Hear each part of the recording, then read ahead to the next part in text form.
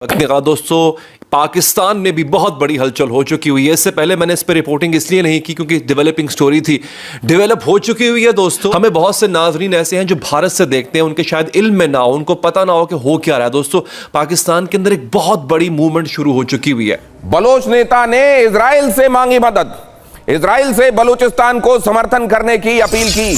अफगानिस्तान से भी बलोच नेताओं की मांग, बलोच आंदोलन को समर्थन करने की अपील की गई। बलोच नेता मीर यार बलोच ने कहा कि हमको इजराइल सपोर्ट करे, हमको अफगानिस्तान भी सपोर्ट करे। हम आपको याद दिलाते रहेंगे कि आपने हमारी कितनी नस्लें अपनी तोपों से उड़ाए हैं।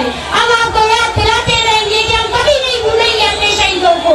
हम हैं उन इज्तिमाई कब्रों के वारिस जिनको आप फेंकते हो ना, वो बलोच की कब्रें हैं। बलोच नस्ल की कब्रें हैं, बलोच कौम की कब्रें हैं। बलोच अपने शहीदों के वारिस हैं। बलोच अपने शहीदों को कभी नहीं भूलेगा, ना आप लोगों को भूलने देगा। बलूचिस्तान के अंदर जो वाकया हुआ है, इसने ज़हनी तौर पर पाकिस्तानियों को डिस्टर्ब कर दिया। ये एक अजीब किस्म की भोजल किस्म की हवा है इस मुल्क के अंदर। यकीन मानिए, इस हवा में अब सांस लेना उस वीडियो के बाद मुश्किल हो गया, जहां पर उस बच्ची ने यह कहा था, आखिरी अल्फाज उसके ये थे कि तुम्हें सिर्फ मुझे गोली से मारने की इजाजत है। यानी मारना तो तुमने है ये, लेकिन सिर्फ गोली से तुमने मारना है। यानी शायद ये भी उसे डर हो कि कहीं ये काट ना दे या जिंदा दफन ना कर या ये संसार ना कर दे, मुझे पत्थरों से ना मार दे। नाज़रीन, होना तो ये चाहिए था कि वो उस वीडियो को वायरल हुए 12-13 घंटे हो गए हैं, इस मुल्क के अंदर कलेजे फट जाते। होना तो यह चाहिए था कि रियासत के अंदर इमरजेंसी नाफिज कर दी जाती। होना तो यह चाहिए था कि नीचे से लेकर ऊपर तक शर्मिंदगी का इजहार किया जाता और शर्म से रियासत तमाम तर शीशे तोड़ने का अहकाम जारी कर दी थी। होना तो यह चाहिए था कि आज पाकिस्तान का परचम झंडा भी यकीन माने नीचे किया जाता। होना तो यह चाहिए था कि अदालतें खुल जाती, जजेस इस्तीफे दे देते, हुकूमतें गिर जाती, सीएम को फारिग किया जाता, सरदारों को, वडेरों को यानी इबरत का निशाना बनाया जाता। रियासत के अंदर पता चलता कि स्टेट का कलेजा फटा है और स्टेट फटकर आज पीछे पड़ी है, रियासत का जमीर आज फटा है। होना तो ऐसे चाहिए था, लेकिन लोग कहते हैं कि हाँ हम बीएलए को या बलूचिस्तान के लोगों को सपोर्ट करते हैं, बलूचिस्तान को अलग करवाना है।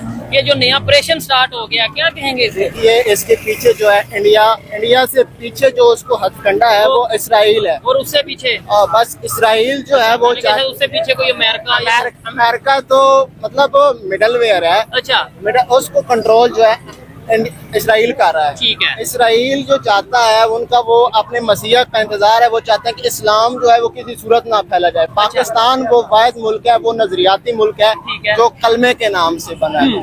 अब वो कलमे के नाम से अगर पाकिस्तान बना है तो वो ये चाहते हैं उसके पास एटम बम है। वो चाहते हैं कि सबसे पहले जड़ को खड़ा जाए, फिर दूसरे ममालिक जो है वो कोई चीज नहीं है। तो वो सबसे पहले पाकिस्तान। यानी आपका कहने का मतलब है अगर इंडिया और पाकिस्तान की जंग होती है उसके पीछे इसराइल का हाथ होता है? बिल्कुल इसराइल का हाथ। नहीं, ये इनकॉन्सिस्टेंशियल नहीं था।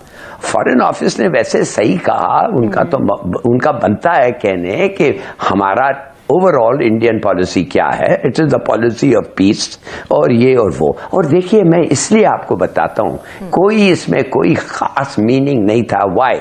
Because India and Pakistan, Jaishankar को पता था, उन्होंने ऑलरेडी एग्री कर लिया था कि प्रिजनर्स के लिस्ट एक्सचेंज करेंगे, न्यूक्लियर इंस्टॉलेशंस जो 1988 एग्रीमेंट के तहत बॉम्ब नहीं करना चाहिए, even if you go to वो भी एक्सचेंज करेंगे। तो और हमारा स्टेटमेंट अगर आप गौर से पढ़ें, वो ये भी कहता है कि we have done all this to facilitate consular to facilitate consular activities. In other words, जो हमारे जो प्रिजनर्स हैं, जो उनके जेल में हैं, जिनको अभी हमें पता चला, जो फिशरमैन है ये और वो, उनको हम एक्सेस कर सकते हैं। उनके हम वीजाज और पासपोर्ट करके जो कंप्लीट कर लिया अपना सेंटेंस, वो वापस घर चले जाएंगे। ठीक है। देखिए, बात तो इससे पहले इसको नहीं पता था कि हिंदुस्तान ने इनकार कर दिया है हमारे formal request under the Indus waters treaty के नया जो डैम बना रहे हैं लोग चिनाब पे, उसका आप डिजाइन दे। इंडिया ने उसका जवाब ही नहीं दिया है, और कितने दिन से नहीं दिया है। वो जयशंकर को भी पता था। तो ये कोई है कि ये कुछ it was a big thing, ये वो storm in a tea cup, it amounts to nothing. नाज़रीन, ये इस चीज को हमने ना पुश करना है, छोड़ना नहीं है। सोशल मीडिया पर मैसिवली ट्वीट करें, मैसिवली इसे फेसबुक पर शेयर करें, मैसिवली कमेंट करें, वीडियोस को शेयर करें, लगातार इसके ऊपर बात पुश जितना पुश आप सोशल मीडिया पर कर सकते हैं वो करें।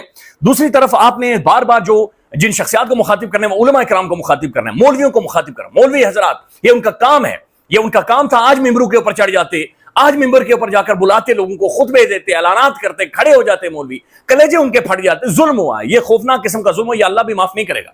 यकीन जाने हम सब मुजरिम है, ये अल्लाह भी आज हमें माफ नहीं करेगा जो कुछ वहां पर हुआ। बल्कि मैं तो ये अब मैं सख्त अल्फाज इस्तेमाल नहीं कर रहा। औरत मार्च वाली नाज़रीन, औरत मार्च वाली जितनी आंटियां थी, उन सब आंटियों को आज बाहर निकलना चाहिए, उन सब आंटियों को रोले डालने चाहिए, गले फाड़ दें, आज फाड़ दें, आज जो कुछ हाथ में आता है बाहर निकले, पूरे मुल्क के अंदर एक मैसिव प्रोटेस्ट जैम कर दें, सड़कों पर आए, एहतजाज करें, औरत मार्च वालियों को निकालें, उन सब आंटियों को टैग करें, उन सब आंटियों को कहेंगे जिस बड़ी बड़ी जगहों से, पोश एरिया से आपके पास बड़ी बड़ी गाड़ियां हैं, बाहर निकले आज।